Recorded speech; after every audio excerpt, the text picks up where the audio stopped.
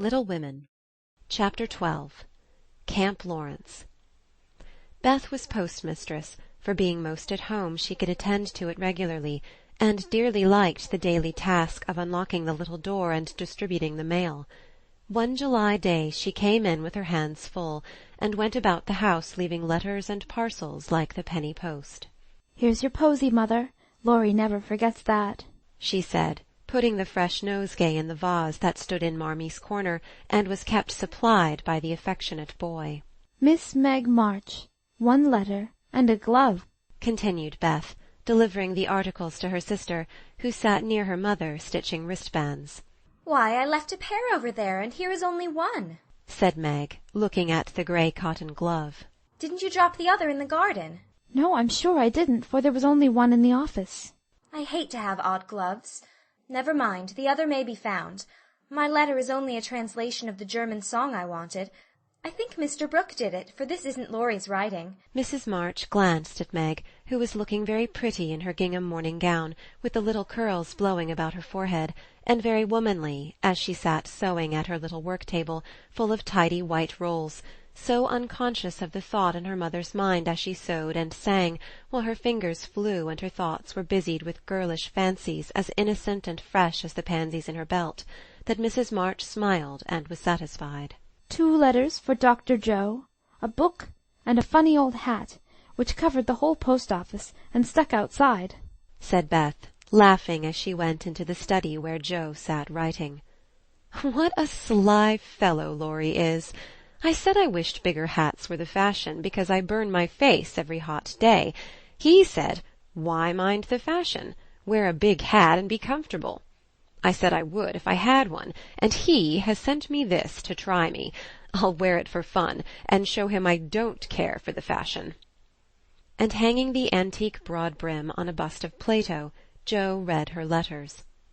One from her mother made her cheeks glow and her eyes fill, for it said to her, "My dear, I write a little word to tell you with how much satisfaction I watch your efforts to control your temper. You say nothing about your trials, failures, or successes, and think perhaps that no one sees them but the friend whose help you daily ask, if I may trust the well-worn cover of your guide-book. I, too, have seen them all, and heartily believe in the sincerity of your resolution, since it begins to bear fruit. Go on, dear, patiently and bravely, and always believe that no one sympathizes more tenderly with you than your loving mother." "That does me good. That's worth millions of money and pecks of praise. Oh, Marmie, I do try. I will keep on trying and not get tired, since I have you to help me." Laying her head on her arms, Jo wet her little romance with a few happy tears, for she had thought that no one saw and appreciated her efforts to be good, and this assurance was doubly precious, doubly encouraging, because unexpected, and from the person whose commendation she most valued.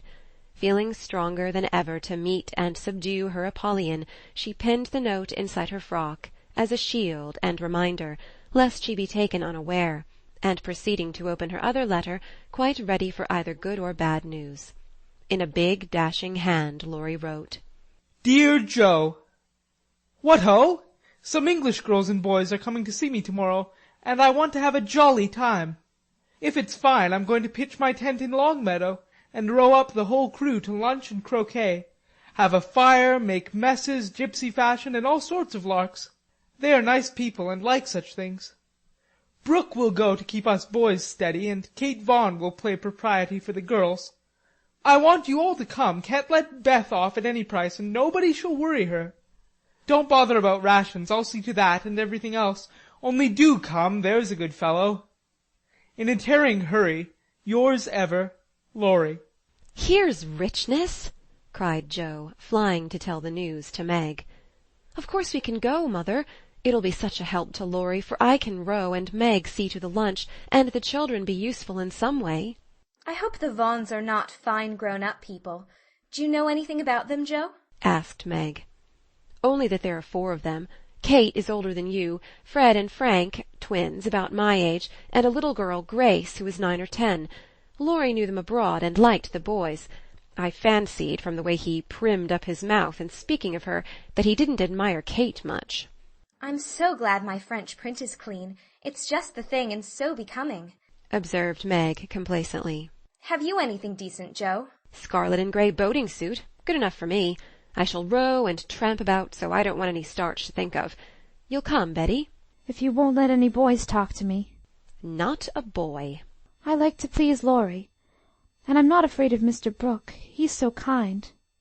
But I don't want to play or sing or say anything. I'll work hard and not trouble anyone, and you'll take care of me, Joe. So I'll go." That's my good girl. You do try to fight off your shyness, and I love you for it. Fighting faults isn't easy, as I know, and a cheery word gives a kind of lift. Thank you, Mother. And Joe gave the thin cheek a grateful kiss, more precious to Mrs. March than if it had given back the rosy roundness of her youth. "I had a box of chocolate drops, and the picture I wanted to copy," said Amy, showing her mail. "And I got a note from Mr. Laurence, asking me to come over and play to him tonight, before the lamps are lighted. And I shall go," added Beth, whose friendship with the old gentleman prospered finely. "Now let's fly round and do double duty today, so that we can play tomorrow with free minds," said Joe, preparing to replace her pen with a broom.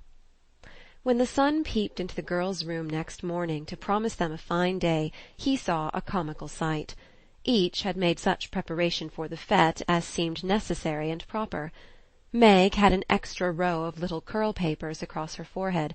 Joe had copiously anointed her afflicted face with cold cream. Beth had taken Joanna to bed with her to atone for the approaching separation, and Amy had capped the climax by putting a clothespin on her nose to uplift the offending feature. It was one of the kind artists use to hold the paper on their drawing-boards, therefore quite appropriate and effective for the purpose it was now being put. This funny spectacle appeared to amuse the son, for he burst out with such radiance that Joe woke up and roused her sisters by a hearty laugh at Amy's ornament. Sunshine and laughter were good omens for a pleasure party, and soon a lively bustle began in both houses. Beth, who was ready first, kept reporting what went on next door, and enlivened her sisters' toilets by frequent telegrams from the window. "There goes the man with the tent. I see Mrs. Barker doing up the lunch in a hamper and a great basket. Now Mr. Laurence is looking up at the sky and the weathercock. I wish he would go too.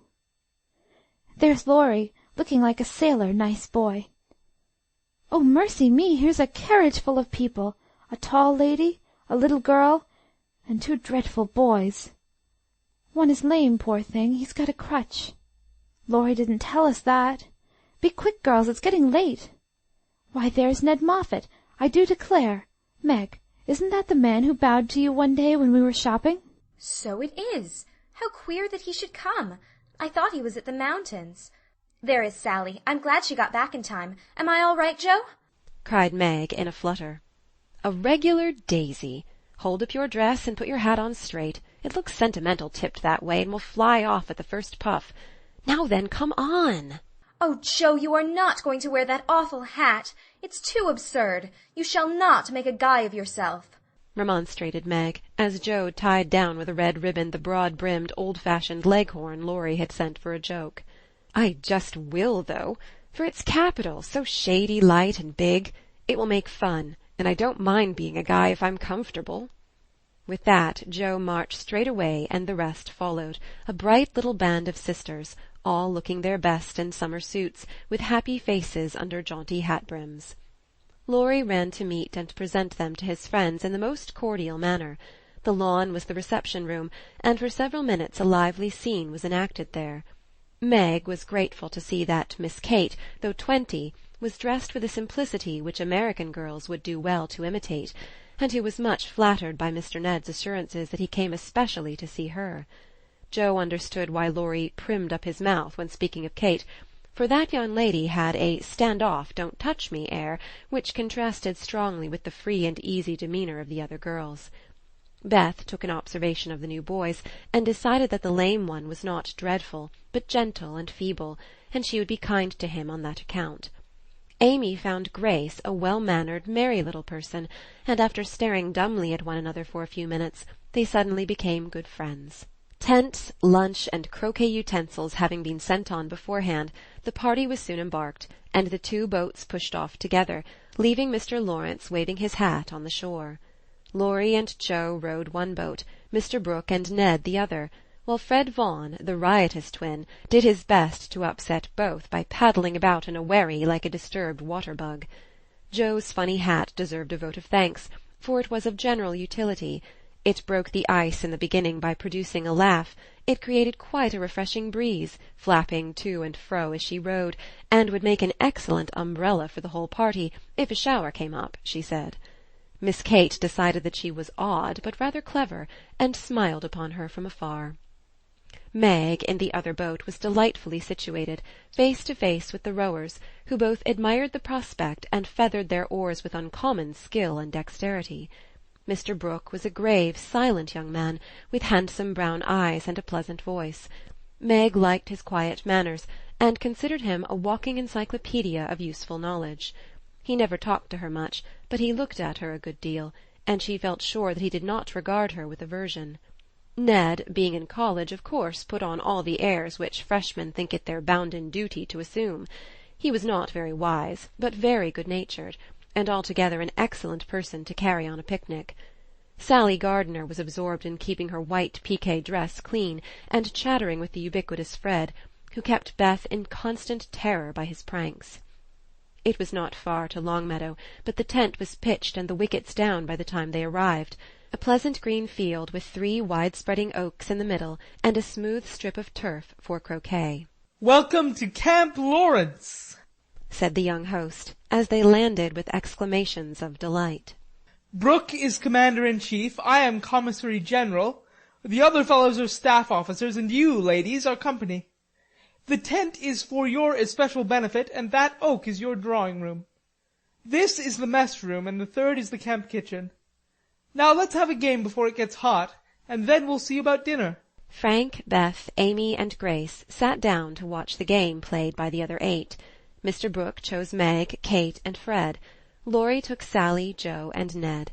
The English played well, but the Americans played better, and contested every inch of the ground as strongly as if the spirit of '76 inspired them. Joe and Fred had several skirmishes, and once narrowly escaped high words. Joe was through the last wicket and had missed the stroke, which failure ruffled her a good deal.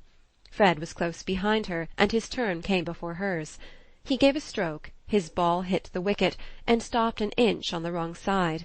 No one was very near, and running up to examine, he gave it a sly nudge with his toe, which put it just an inch on the right side.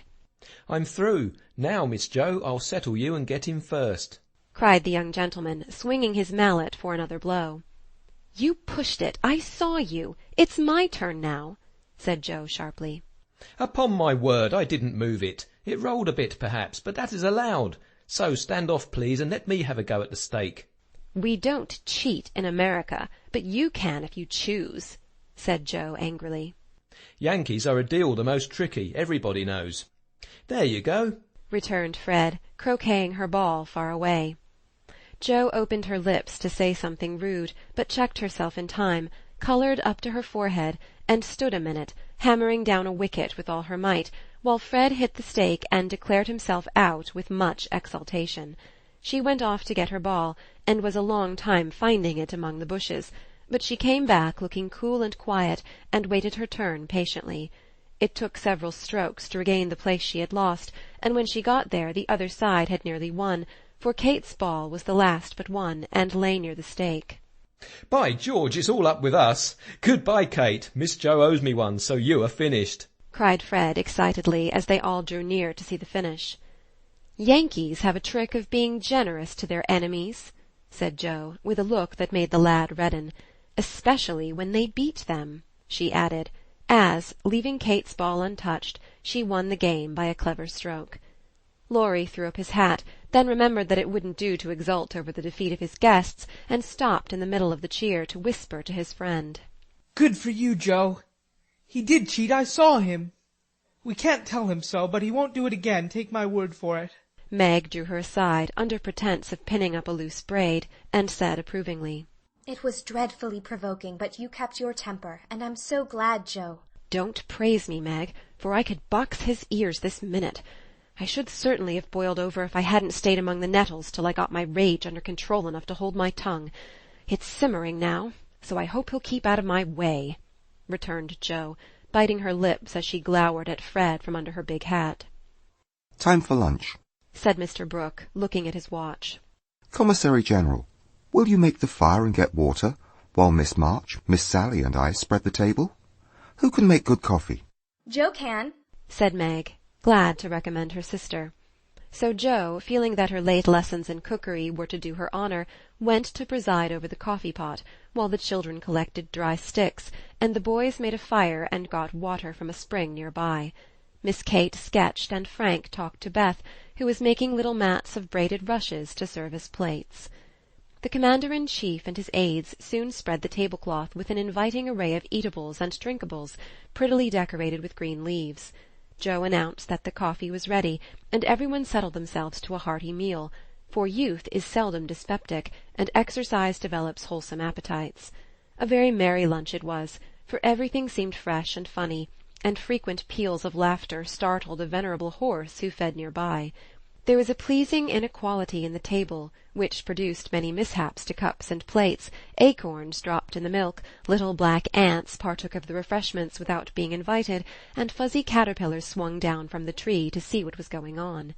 3 white-headed children peeped over the fence, and an objectionable dog barked at them from the other side of the river with all his might and main. "There's salt there," said Laurie, as he handed Jo a saucer of berries. "Thank you, I prefer spiders," she replied, fishing up 2 little unwary ones who had gone to a creamy death. "How dare you remind me of that horrid dinner-party, when yours is so nice in every way?" added Jo, as they both laughed and ate out of one plate, the china having run short. "I had an uncommonly good time that day, and haven't got over it yet. This is no credit to me, you know, I don't do anything. It's you and Meg and Brooke who make it all go, and I'm no end obliged to you. What shall we do when we can't eat any more?" asked Laurie, feeling that his trump-card had been played when lunch was over. "Have games till it's cooler. I brought authors, and I dare say Miss Kate knows something new and nice. Go ask her. She's company, and you ought to stay with her more." "Aren't you company too?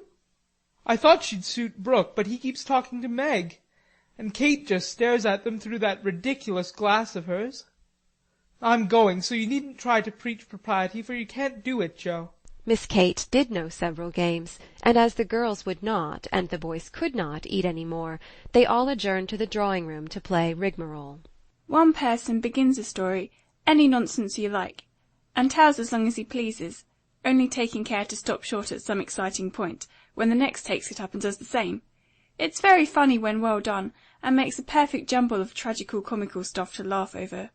Please start it, Mr. Brooke," said Kate, with a commanding air which surprised Meg, who treated the tutor with as much respect as any other gentleman. Lying on the grass at the feet of the 2 young ladies, Mr. Brooke obediently began the story, with the handsome brown eyes steadily fixed upon the sunshiny river. Once on a time, a knight went out into the world to seek his fortune, for he had nothing but his sword and his shield. He travelled a long while, nearly 28 years, and had a hard time of it, till he came to the palace of a good old king, who had offered a reward to anyone who could tame and train a fine but unbroken colt, of which he was very fond.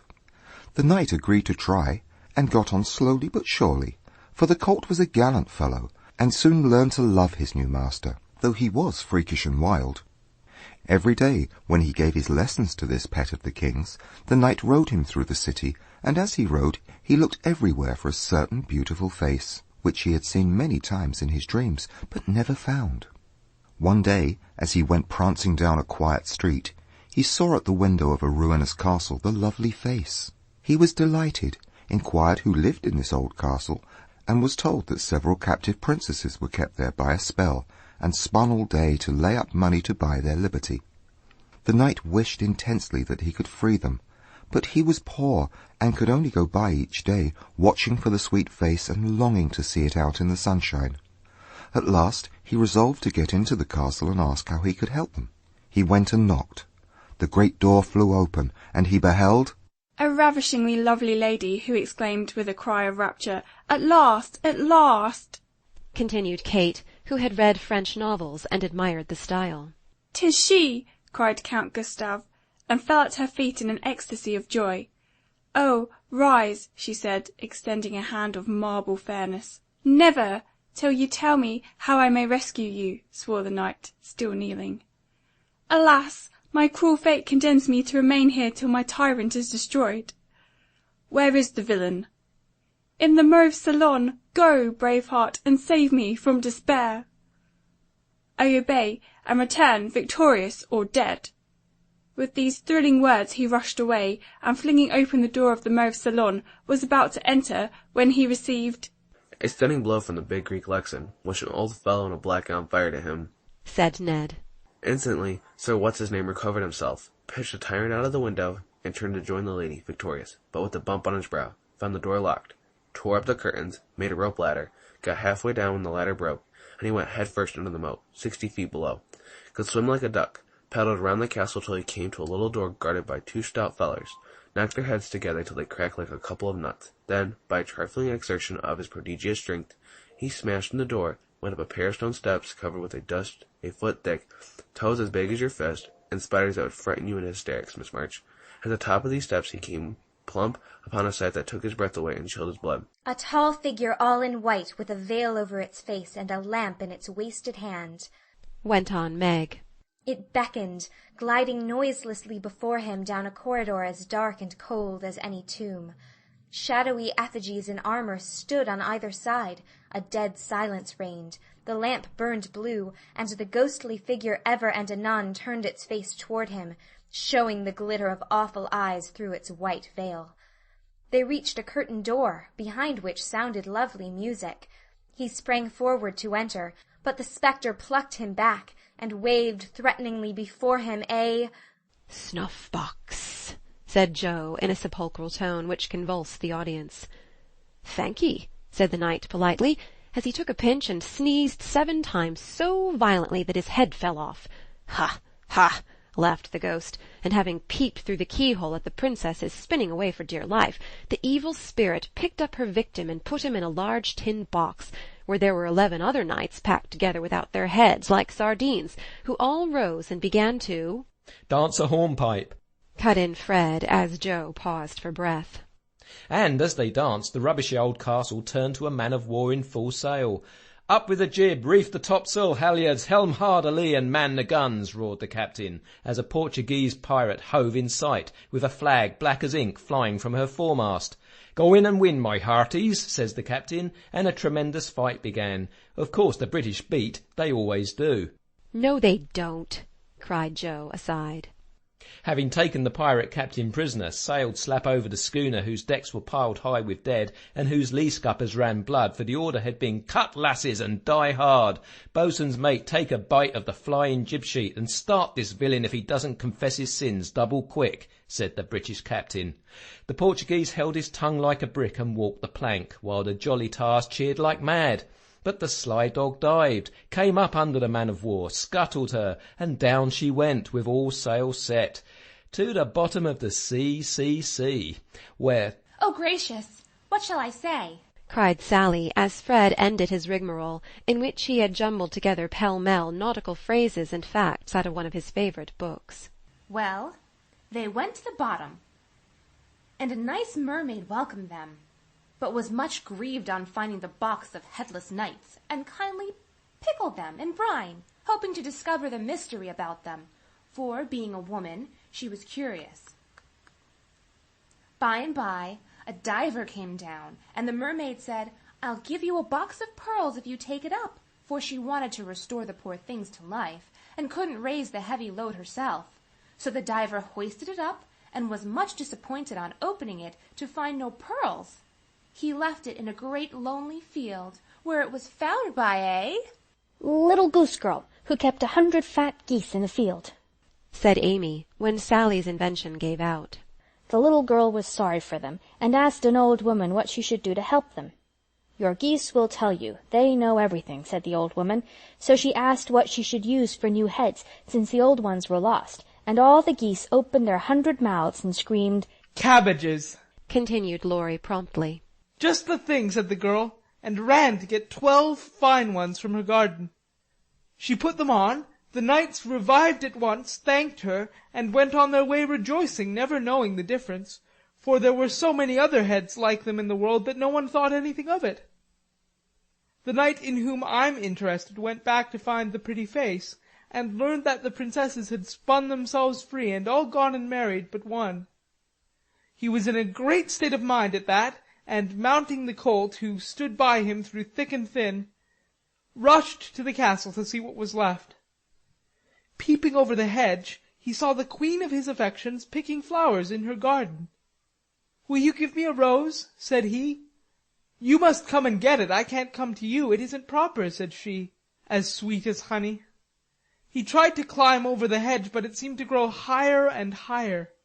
Then he tried to push through, but it grew thicker and thicker, and he was in despair. So he patiently broke twig after twig, till he had made a little hole through which he peeped, saying imploringly, "Let me in, let me in." But the pretty princess did not seem to understand, for she picked her roses quietly and left him to fight his way in. Whether or not he did, Frank will tell you. "I can't. I'm not playing. I never do," said Frank, dismayed at the sentimental predicament out of which he was to rescue the absurd couple. Beth had disappeared behind Joe, and Grace was asleep. "So the poor knight is to be left sticking in the hedge, is he?" asked Mr. Brooke, still watching the river and playing with the wild rose in his buttonhole. "I guess the princess gave him a posy and opened the gate after a while," said Laurie, smiling to himself as he threw acorns at his tutor. "What a piece of nonsense we have made! With practice we might do something quite clever. Do you know truth?" "I hope so," said Meg soberly. "The game, I mean." "What is it?" said Fred. "Why, you pile up your hands, choose a number, and draw out in turn, and the person who draws at the number has to answer truly any question put by the rest. It's great fun." "Let's try it," said Joe, who liked new experiments. Miss Kate and Mr. Brooke, Meg and Ned declined, but Fred, Sally, Joe, and Laurie piled and drew, and the lot fell to Laurie. "Who are your heroes?" asked Joe. "Grandfather and Napoleon." Which lady here do you think the prettiest? said Sally. "Margaret." "Which do you like best?" from Fred. "Joe, of course." "What silly questions you ask!" And Joe gave a disdainful shrug as the rest laughed at Laurie's matter-of-fact tone. "Try again. Truth isn't a bad game," said Fred. "It's a very good one for you," retorted Joe in a low voice. Her turn came next. "What is your greatest fault?" asked Fred, by way of testing in her the virtue he lacked himself. "A quick temper." "What do you most wish for?" said Laurie.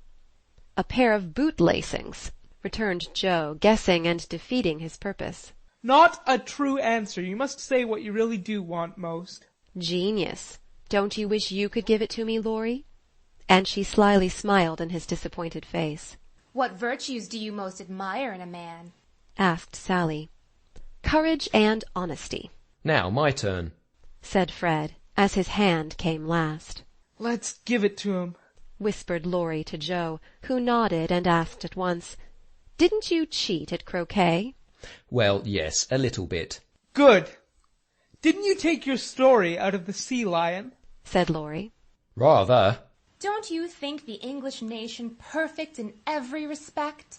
asked Sally. "I should be ashamed of myself if I didn't." He's a true John Bull. Now, Miss Sally, you shall have a chance without waiting to draw. I'll harrow up your feelings first by asking if you didn't think you were something of a flirt," said Laurie, as Joe nodded to Fred as a sign that peace was declared. You impertinent boy! Of course I'm not, exclaimed Sally, with an air that proved the contrary. "What do you hate most?" asked Fred. Spiders and rice pudding. What do you like best? asked Joe. Dancing and French gloves. Well, I think truth is a very silly play. Let's have a sensible game of authors to refresh our minds, proposed Joe. Ned, Frank, and the little girls joined in this, and while it went on, the three elders sat apart talking. Miss Kate took out her sketch again, and Margaret watched her, while Mr. Brooke lay on the grass with a book which he did not read. How beautifully you do it! I wish I could draw, said Meg, with mingled admiration and regret in her voice. Why don't you learn? I should think you had taste and talent for it, replied Miss Kate graciously. I haven't time. Your mamma prefers other accomplishments, I fancy. So did mine, but I proved to her that I had talent by taking a few lessons privately, and then she was quite willing I should go on. Can't you do the same with your governess? I have none. I forgot young ladies in America go to school more than with us. Very fine schools they are too, papa says. You go to a private one, I suppose? I don't go at all. I am a governess myself. Oh, indeed, said Miss Kate, but she might as well have said, Dear me, how dreadful, for her tone implied it, and something in her face made Meg colour and wish she had not been so frank. Mr. Brooke looked up and said quickly, Young ladies in America love independence as much as their ancestors did, and are admired and respected for supporting themselves. Oh, yes, of course it's very nice and proper in them to do so. We have many most respectable and worthy young women who do the same, and are employed by the nobility, because, being the daughters of gentlemen, they are both well bred and accomplished, you know, said Miss Kate in a patronizing tone that hurt Meg's pride, and made her work seem not only more distasteful, but degrading.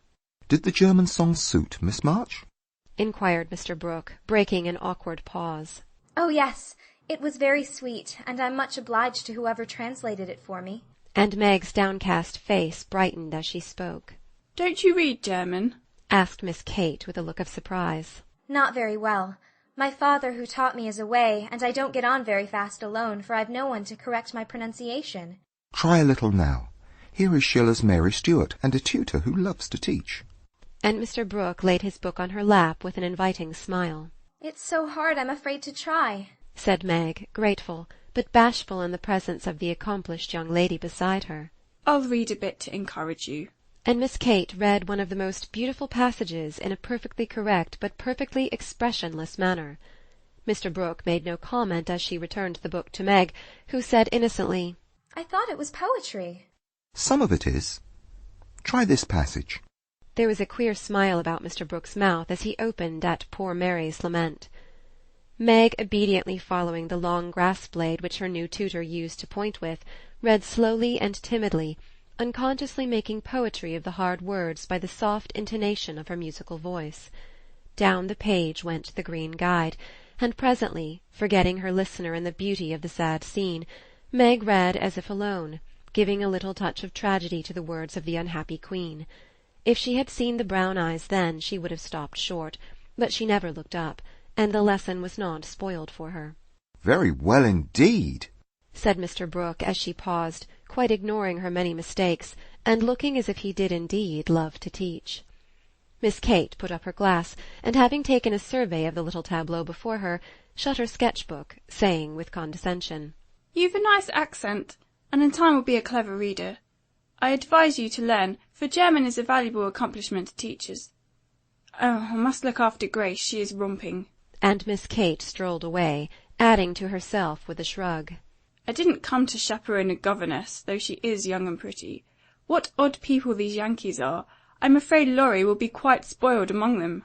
I forgot that English people rather turn up their noses at governesses and don't treat them as we do, said Meg, looking after the retreating figure with an annoyed expression. Tutors also have rather a hard time of it there, as I know to my sorrow.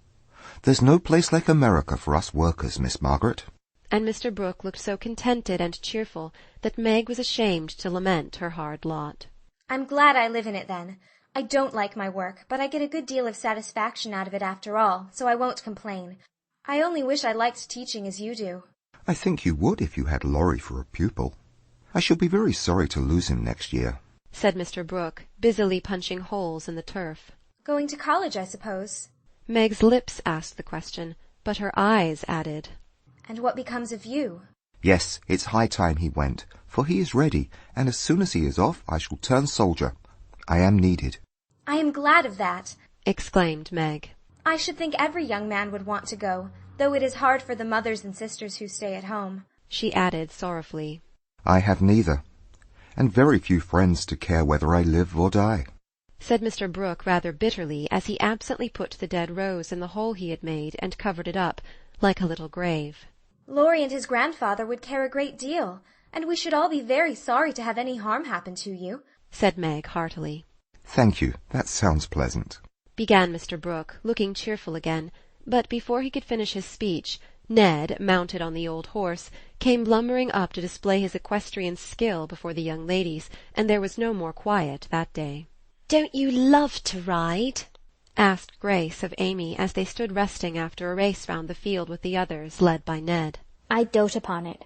My sister Meg used to ride when Papa was rich, but we don't keep any horses now except Ellen-Tree," added Amy, laughing.